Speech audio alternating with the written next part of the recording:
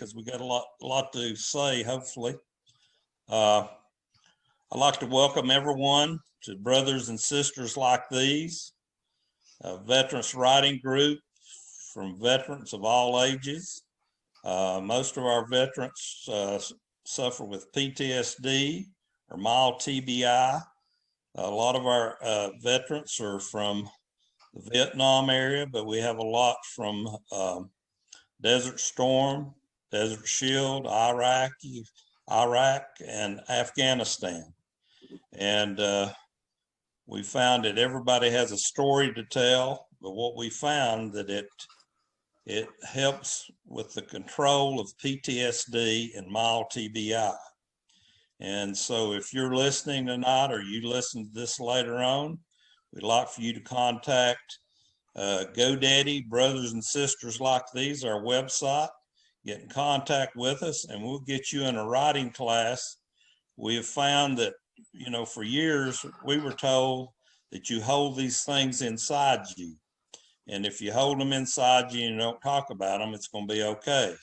But it's not. That's where your nightmares come from. That's where your all the problems with PTSD. But we have found if you write about these incidents, even the bad ones, that it gets that monkey off your back and you're able to manage PTSD.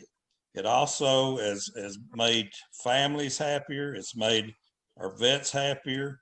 And it's made us proud to be able to present this. It's explained it to what veterans do in war and after and before to civilians that have never served. So we would like to, I have a thing that I'm gonna read here now. It's about the new meaning and purpose I found in life. I found over the past 6 years, my meaning and purpose is to help other vets to manage PTSD, TBI, to find peace from their demons. This has allowed me to build relationships of trust with my brothers and sisters. In order for us to share both verbally and written feelings and despair, hope and healing, have entered into this process. The peace and happiness has spilled over into my life in every aspect. I still have to keep in check, but I find great fulfillment in helping others find their solution to peace. And we have several readings coming up for Veterans Day week. All of them will be, most of them will be live streaming, but some of them will be live, but it will be only to veterans, like at Blue Ridge Community College. Alan will speak when he reads. He will tell you about our Veterans Day ceremony a little bit. And I suggest that everybody pay attention to what Alan says about our Veterans Day ceremony, and you watch that very carefully, because our keynote speaker is a World War II vet. I won't steal Alan's thunder. I'll let him talk about that. I wrote this piece recently, and I wanted to share it with you. I'm going to clean it up a little bit. Realize what I'm saying, but I wrote a piece on smells. And as a young 19-year-old, you don't really think about smells, but years later you do.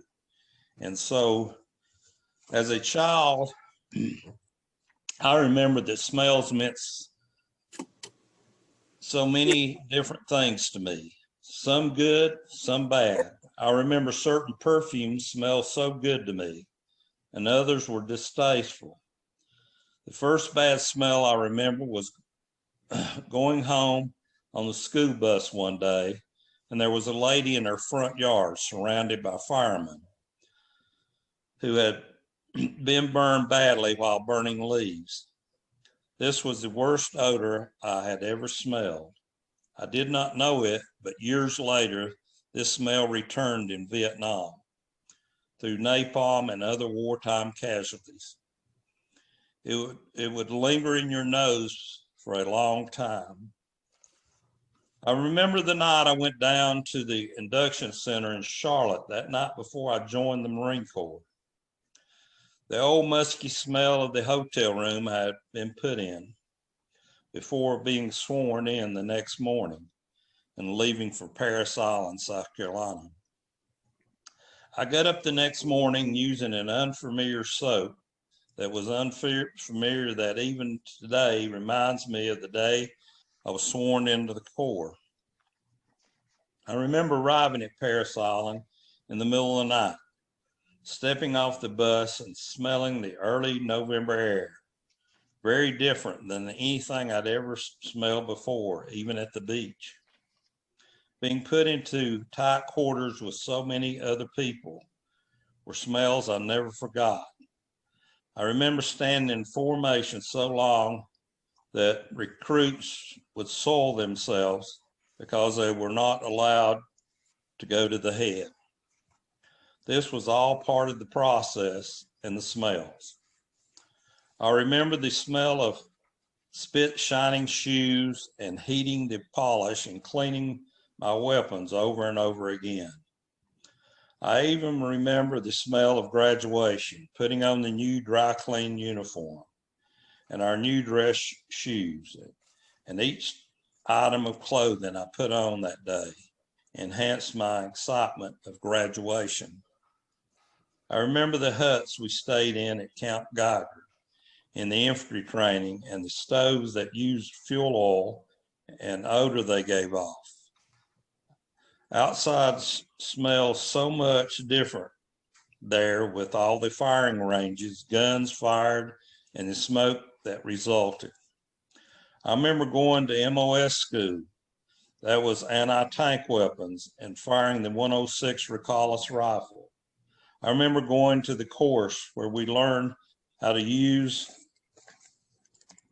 the flamethrower. It took kerosene oil as we went on to use napalm and the distinct smell it gives. The smell of TNT charges going off. I remember graduating demolition school, the smell of depth cord as it ignited from the blasting caps. The different smell of C4, the use of smell of TNT when exploding is like no other. When I landed in California for survival training, the smells changed tremendously. The dry air while out in the field was completely different than anything I smelled before. The cooking of small pygmy rattlers was new to me. Eating vegetation we were taught to live off of had unique smells. On my way to Vietnam, we stopped in Okinawa to take shots and some guys got sick. These smells was unbearable at times. Stepping on the plane in 100-degree heat that filled your nostrils up with negative smell, all different for this North Carolina man. When I landed in Vietnam, I stepped off the plane. I was not ready for the 120-degree heat. I was taken back by the smell of burning of human waste. There came my first day in the bush, the smell of the jungle, the heat, the smell of the grunts, in the same clothes for months, and then the smell of death, of the enemy, of our casualties was undeniable. When I was medevac to Guam, it was a smell of Vietnam and the smells I had left behind with my family. When I arrived at the hospital, I was placed on a ward with mainly amputees. The wounds were not closed, so there were so many smells of dying flesh. When the wounds were cleaned in the morning, the smell got stronger. It was very unpleasant, but better than the alternative of death for me.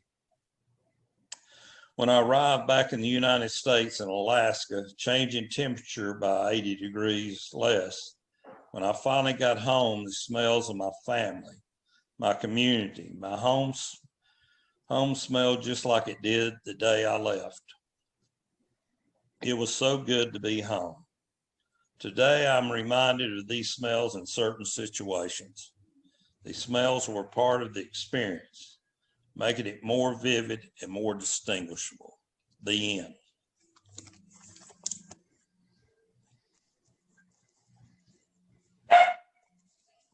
Okay, Butch.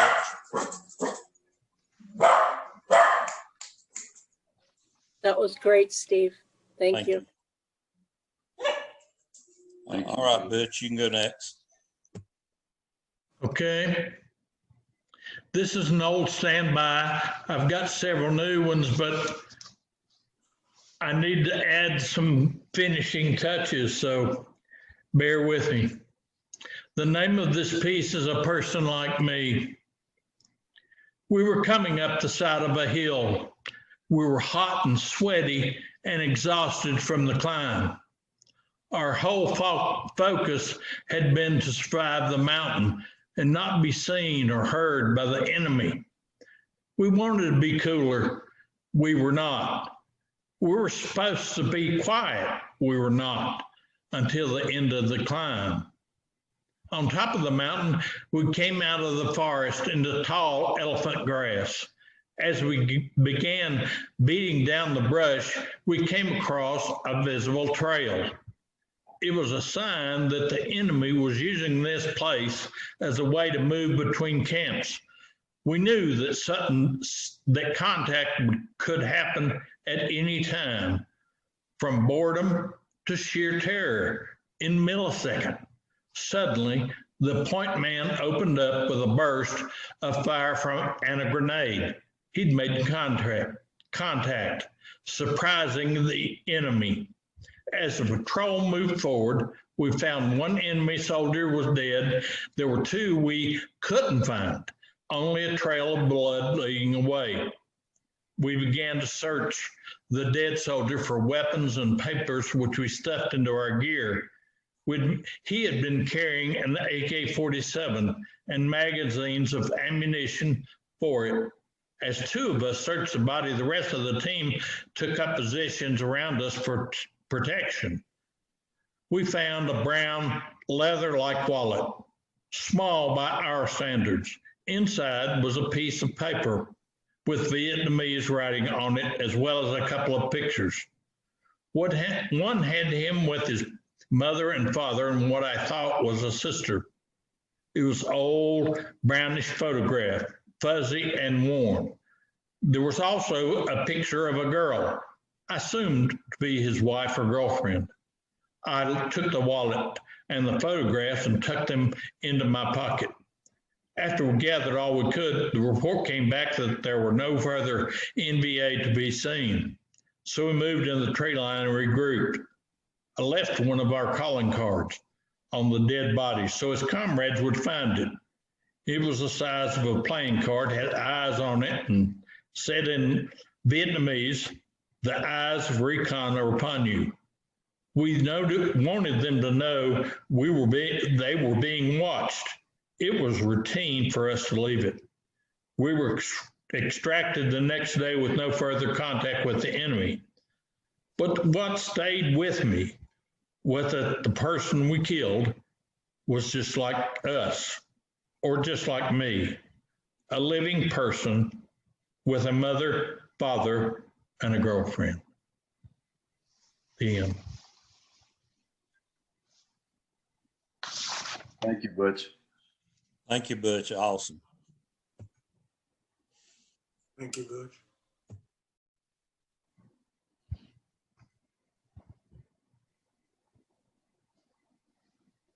Number 3. That is you, Mr. Allen. Okay. Name is Alan Percal.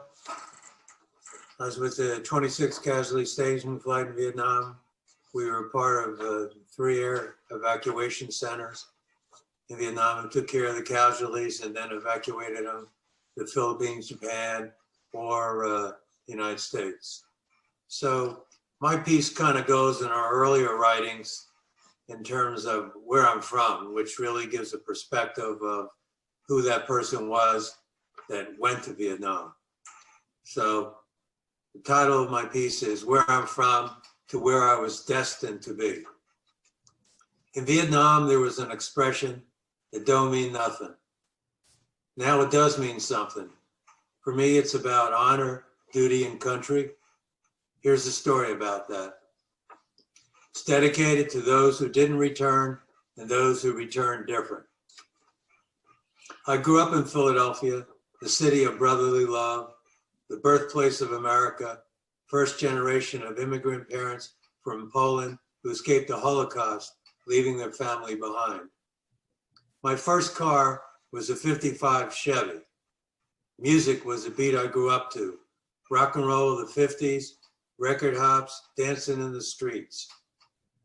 I remember 1960, 13 years old, on Roosevelt Boulevard in Philadelphia, the motorcade going by with John F. Kennedy, the future president of the United States.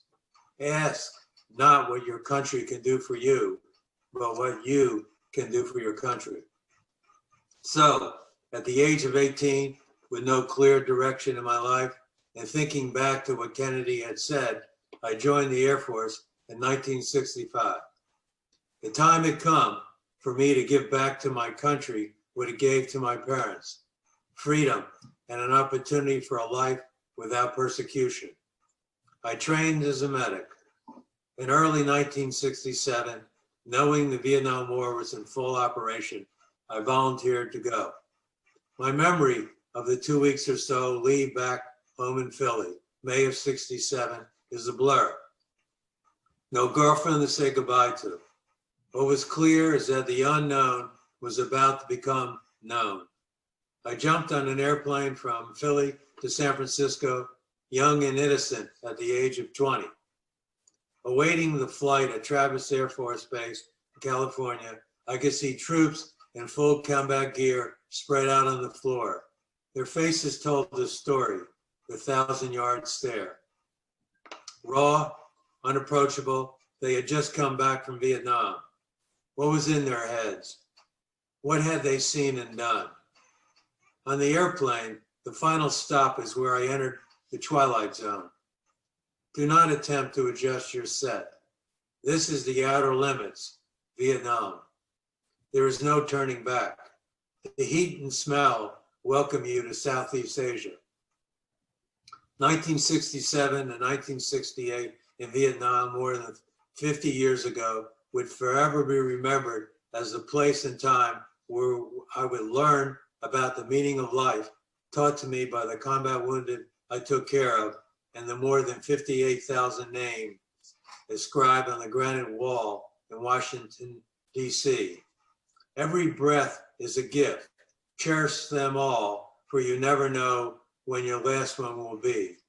We who served in that war forged a brotherhood that will live on for eternity, together then, together again.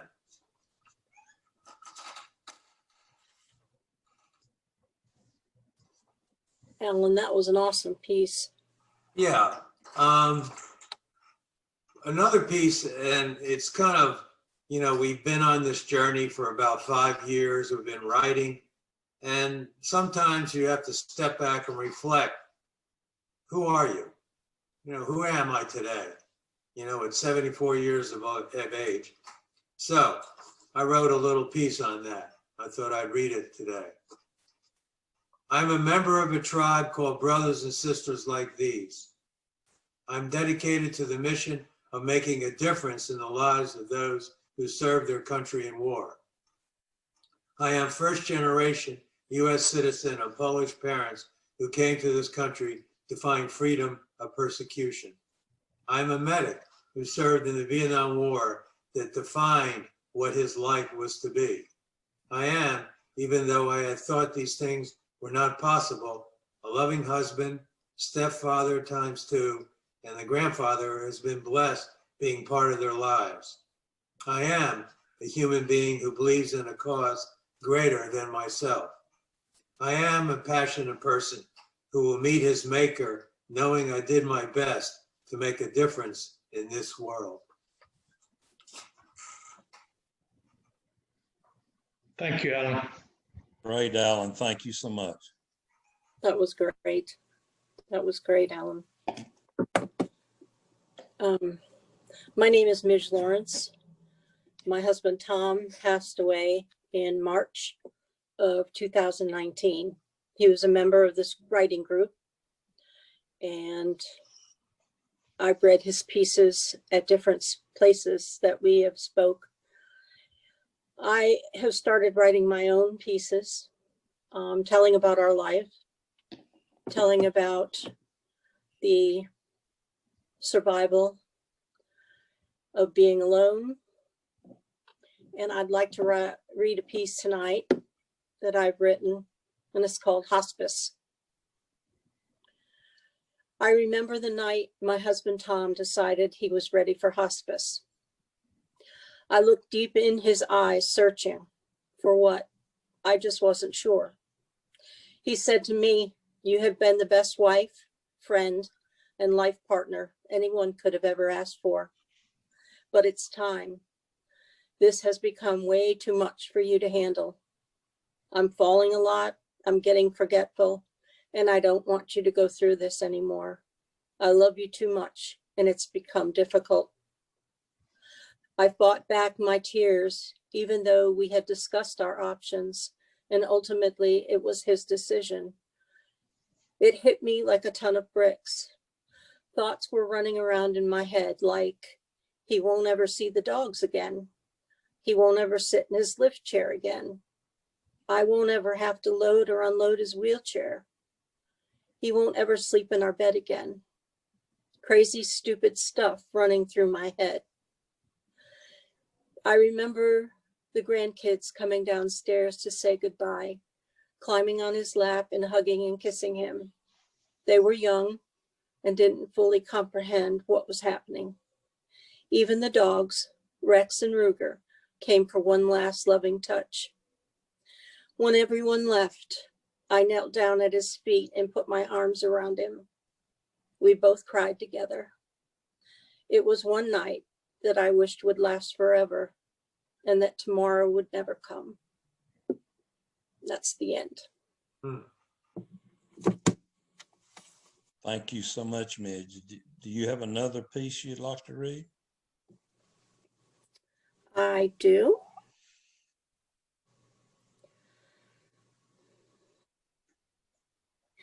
This is a letter I wrote to him in July. I Knew It Was You is the title.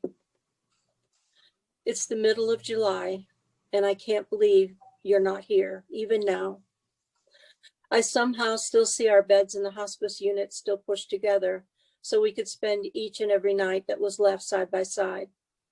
We could reach out to each other during the night, just touching or holding hands for comfort to each other. I know you weren't ready to leave and how much you were worried about me, but I was more worried about you and the pain you were enduring.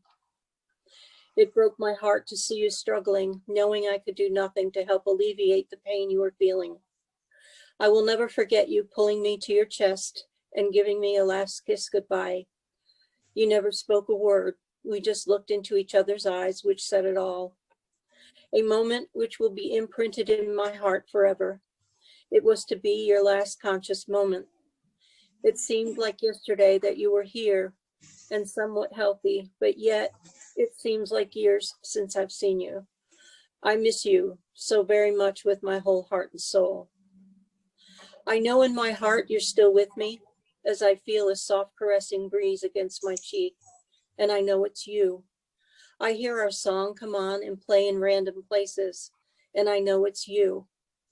I've felt your presence when I'm alone at night, and I know you're looking after me. When I backed the car into the driveway, a beautiful red cardinal sitting in the bushes peered into the driver's side of the car just for a moment, and I knew it was you. I miss us so much, my love. It's so hard being here without you. The end. Midge, that is absolutely beautiful. Thank you. Thank you, Steve. Butch, before we go to Ron, do you have a second piece you would like to read? Sure do. This is titled The Helicopter. It's in the book.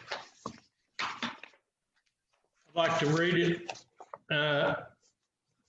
and it's in the book, which is available at Malaprops. I went to dinner with a helicopter pilot and told him that one of the most beautiful sights I'd ever seen was my ride out of the jungle. There'd also been the ride in, and those memories become tied to everything when I clear everything else out in my mind. And something else enters in. Sometimes a smell, such as diesel fume, will confuse me. My mind spirals down like the spiral route of the helicopter descending into the white cloud of phosphorus and jungle. We jumped out before it landed. Then it rose up and left us, struggling with the green weeds in the garden of our youth.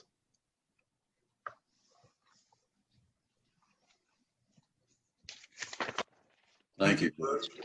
That's always a good one. Thank you. Really like that one, Butch. That's a great story. Thank you so much. All right, this time I'll ask Ron Toller to share with everyone about our group and also to share his beautiful writings. Thank you, Ron. Thank you, Stephen. I'd like to take a few minutes to tell you how all this started for us and to tell you a little bit about us and what we're doing to carry on. In 2014, Dr. Bruce Kelly, a primary care physician at the Charles George VA Hospital here in Asheville, got to thinking about the veterans that he worked with and realized that there was a need for more than just pills that could dull the pain. Working with Joseph Bethante, an English professor at Appalachian and the former poet laureate of North Carolina, they decided to start a writing class that was done in a basement classroom of the Charles George VA.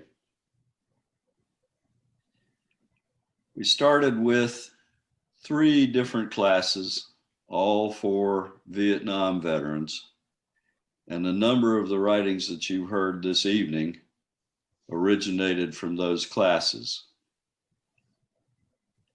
As we continued, Elizabeth Heaney, an author in her own right, who wrote a book about her dealings with veterans from Iraq and Afghanistan called The Honor Was Mine, became our writing teacher. And she took the class to new heights, which we greatly appreciated. After that, we had the opportunity to do readings like this for the public. And we went to the Asheville Community Theater first and did our first public reading. 18 of the writers told stories such as you've heard tonight, describing their experiences, where they were from, and sometimes the difficulties they had once they got home. If you remember, that time was a very turbulent time.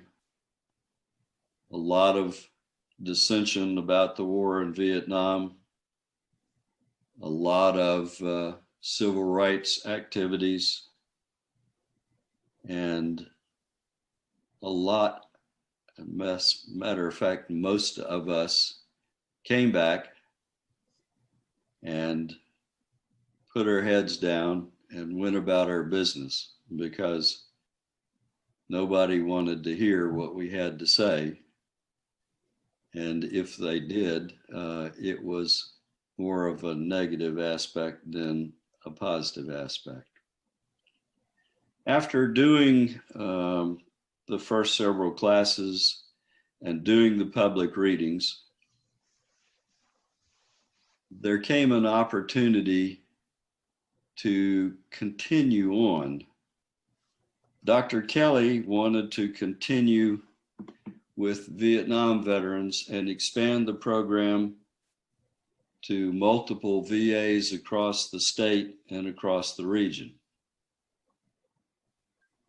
We, having been a part of the program, wanted to continue writing and include younger veterans in the classes and in the public readings. So we formed an organization that we've named the North Carolina Veterans Writing Alliance Foundation, Incorporated. It was a 2-year process, and in April of this year, we received our designation as a nonprofit organization. As we continued, Dr. Kelly has continued and has expanded his program and continues to work with Vietnam veterans. Unfortunately, at this point in time with the pandemic, they've had to quit their public meetings, and basically the program is somewhat on hold. They're looking forward to starting it again, but at this time they haven't been able to. The Veterans Writing Alliance, now doing business as Brothers and Sisters Like These, has been fortunate through a lot of hard work by Stephen Henderson, who is the president of the organization, to continue writing, and we've continued to do classes, first in person before the pandemic hit, with Elizabeth Haney leading us. And currently we are doing a video class such as this we're doing tonight with John Sitman, another Vietnam veteran and another author, and Tommy Cannon, who was an multiple Iraqi tour veteran. We've been very fortunate to have their leadership in the class, and we've had some really good stories coming about as a result of both the classes that we've done. As Stephen has said, and as Butch has said, we also have a website and a Facebook page, and we are encouraging veterans to contact us through those two means, brothersandsisтерslikethese.com and the Facebook Brothers and Sisters Like These, and let us know they're interested in the program, and we'll work with you on another class. The interesting thing about the continuation classes, as I refer to them, is we have continued to write. We have continued to come up with new prompts to lead us in that direction. And we've continued to build the bond and have the camaraderie that was started with the classes in 2014. Along that line, I'd like to read a story that I wrote for the continuation classes to give you a little idea of part of what we're trying to accomplish. It's called Flak Jacket. Thing we wore to keep us safe, to protect the vital parts from incoming, to protect our bodies from rockets placed on Charlie Ridge and pointed toward the base. The thing we thought we left behind on the long flight back to the world. But had we left it behind? Hadn't we really replaced it with an invisible shield of full body armor? Body armor that protects us from the stings and arrows of our fellow man. Body armor that held in the loss of youth, the anger, at times the rage, the sorrow for what we had seen and done. We couldn't share that with our friends and families. So we trudged on, getting on with life. Some of us were lucky. The armor faded, developed cracks, and eventually fell away in big and little chunks. Helped by family and friends, it lost its usefulness. But some of us weren't as lucky, still wearing the armor 40 to 50 years later. Not having been able to let go, not having been able to lighten and load. Some of us may carry that burden to our graves, but maybe some of us will get lucky and finally be able to drop the heavy load and step out into the sun, to feel the warmth on our face, to have the load shared and lifted by those in a similar place, those around us who cared. That, to me, is an example of part of what we are doing with brothers and sisters like these and the writing. I think you see all the faces on the top. We've worked to gather the stories and to share the stories, and we attempt to maintain the closeness that we have achieved on a number of levels. We've been very blessed to have Midge join us, first reading her husband's pieces, which we were very grateful for when Tom wasn't able to, and now continuing to write and sharing her insight as Tom progressed toward leaving us at this point in time. We've been fortunate to have Steve passing the word. To give you an example, he went in for surgery recently, and in the recovery room, he was talking to the nurse and another young veteran who was interested in writing. That's the kind of people that we are trying to reach. We are going a number of places and doing virtual and in-person readings for Veterans Day all around that. And one of the places we're going to go to is the Blue Ridge Community College and do readings and speak with younger veterans who are either students at the community college or employees of the college. I think the other thing I'd like to do is read one other piece that I wrote that was a prompt actually from one of their Iraqi veterans, Tommy Cannon. And the prompt was, I didn't know I needed that.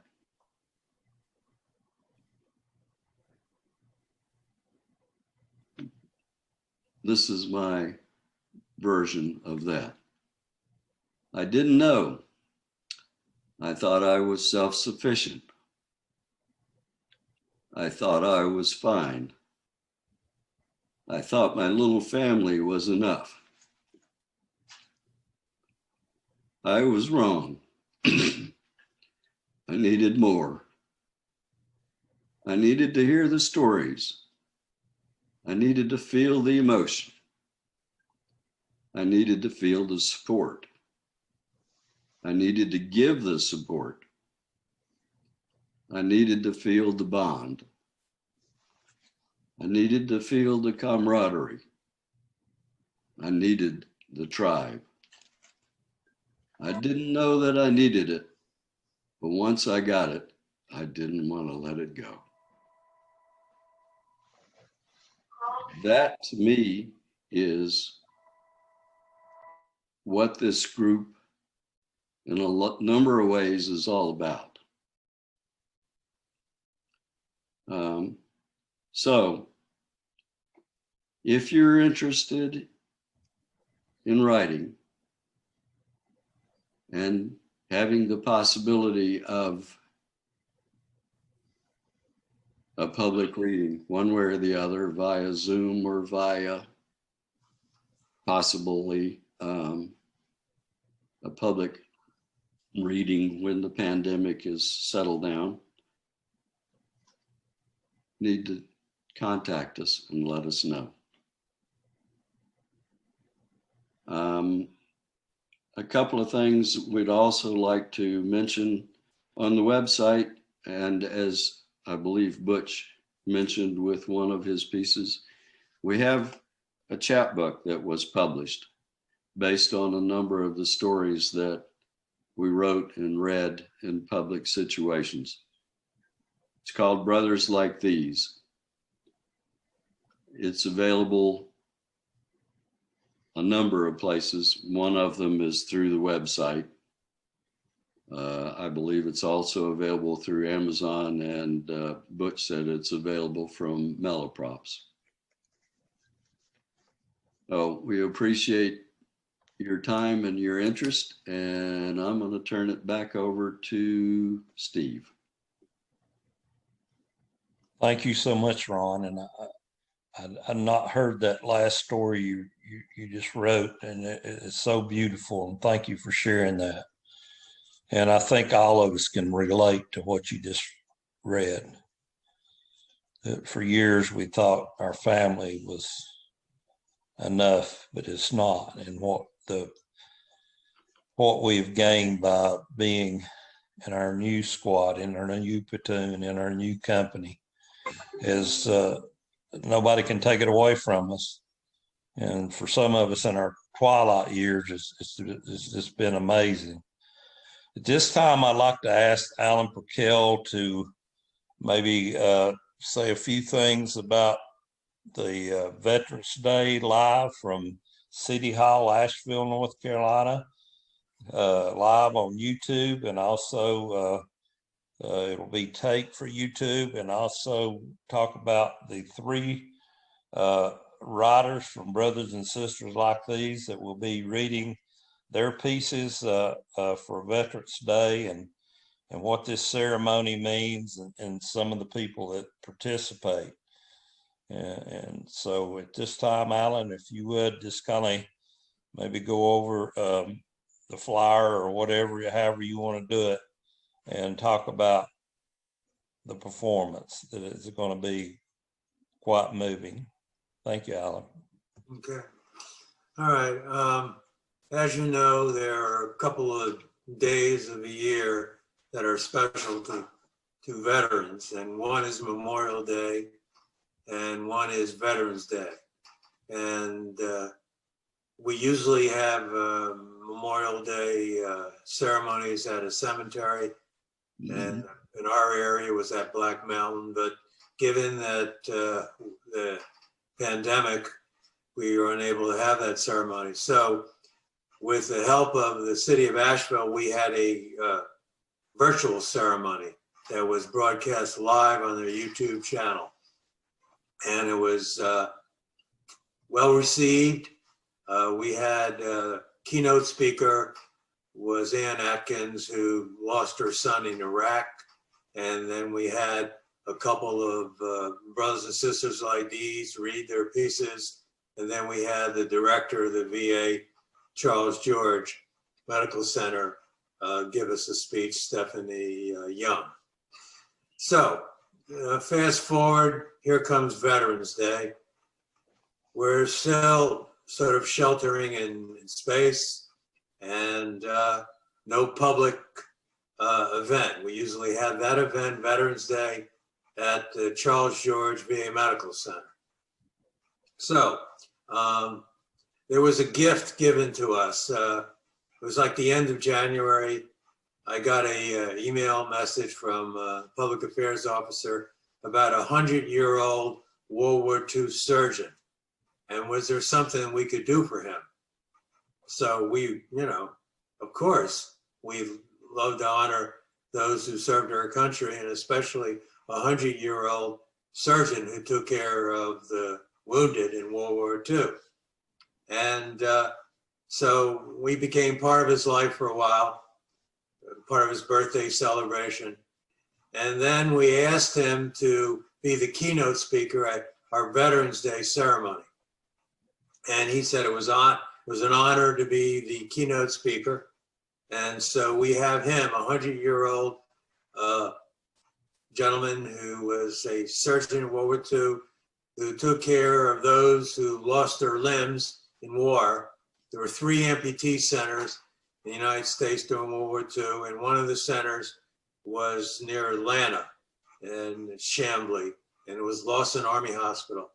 So they basically re-amputated the limb and prepared the limb for a prosthetic device. So they performed surgeries, and most of the surgeries he performed were those who were wounded in the deadliest battle of World War II, was Battle of the Bulge, December 44, January 45. So he will be the keynote. We will have 3 brothers and sisters like these. We will have a Vietnam veteran, Pete Ramsey, who will be reading. And then we will have 2 Iraq veterans. Tommy Cannon will be one of them, and Stacy Litzenberger will be the other. Again, we'll have the director of Charles George VA. So we're holding this ceremony to honor those who've served their country in war and peacetime. The YouTube channel is, the link to the YouTube channel is youtube.com/, that's the key where the question mark is, / City of Asheville. And you just click on the video at the top of the page, mark live now for the live event, which starts at 11 o'clock on November 11th. And we're looking forward to that event as a way to honor those veterans in a virtual ceremony. So we're looking forward to that. And we hope to see you at our live ceremony on November 11th at 11 a.m. Thank you very much. Anything more that you wanted me to say, Steve? No, Alan, that was great. Thank you for sharing that. And I hope that those that hear this tape or have listened tonight will get to enjoy that, because it's be a quite moving ceremony. I appreciate Butch being on here tonight, and Midge and Ron Toller, Hugh Toller, and Alan Perkel. I appreciate the opportunity that Pack Library has given us to do this the 3rd Monday of every month. It really helps our writers to be able to read their pieces and share them. It helps us to be able to spend this time together and with our audience, no matter how big or small, and to be able to put this on tape where our family members and friends possibly listen to it later.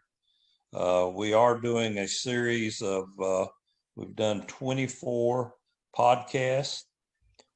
These are under Brothers and Sisters Like These, and they're on Buzzsprouts. I would suggest you listen to them. They're quite moving, from great writers. And so we're trying to keep the thing that you want to do for combat veterans and veterans alike is keep them busy. And we've done everything in our power. Alan Perkel and Ron and myself and Butch and Midge, we've done everything in our power, as well as a lot of other people in our group, to keep people active and doing the things that they love and being together. Stephen, can I say something? Yes, sir, you be sure can. This is a good time for us all to remember that it's a good time to be American. You know, there's a lot of division and so forth in this country. And so it's, you know, a lot of talk about conservative and liberal. It's a lot of talk about being a Democrat or Republican. Let's remember that we're all Americans. And, you know, we need to remember that, and that freedom's not free. There were 4 of us that joined the Marine Corps right out of high school. There are 2 of us left, and 2 of the 4 of us sacrificed and were heroes in my mind, and they sacrificed so that we are Americans and we are free, and we live in the best state in the country, the best country in the world, and in my mind, the best part of the state. And let's remember that. Thank you. Thank you, Butch, and so well said. I think we need to hear that today. Thank you so much. And I would also like, Veterans Day is for all veterans, not just combat vets. And Alan and I have spent a lot of time meeting with veterans, and Ron and Butch has been with us on several occasions across the state of North Carolina. And sometimes we talk to veterans, well, I wasn't in war, so I don't deserve to go to the VA hospital. The VA hospital is the #1 in Asheville, is the #1, one of the best hospitals in the United States. And you earned the right, and you deserve the right. For every person that's put on a combat field, there's 11 people that support each one of them. A lot of those people were put in harm's way, but all of them had to sacrifice away from their families. A lot of them have a lot of guilt, just like survivors' guilt from people that left war, whether it be after their tour of duty or leaving because they were medevaced. We have a lot of people that suffer that, but Veterans Day is for all veterans that serve their country in whatever branch of the service. You know, for these last couple of wars, the reservists have spent a lot of time in active duty, a lot more probably than any war in the past. So when we talk about veterans, we're talking about everybody, not just combat vets. And we're talking about, you have the right, you have earned the right to be seen at the VA hospital. You've earned the right to utilize the things that is your right. So I would like to say, everybody on Veterans Day that has served, they need to stand tall, feel proud. And like Butch says, it doesn't matter how we think politically or any other way, we're all veterans. We're veterans' families, and they have sacrificed a lot too. And, you know, we have a widow in here tonight, and we have, all of us have had loved ones and mothers and wives and children that have suffered because we were veterans. So all those people, we need to show honor to and think about them on this wonderful Veterans Day coming up. And I agree with Butch. No matter what problems we have in this nation, we live in the greatest nation on earth. Just go visit Vietnam, or go visit China, or go visit some of these third world countries. They don't have an ounce of what we got, and they definitely can't speak their piece.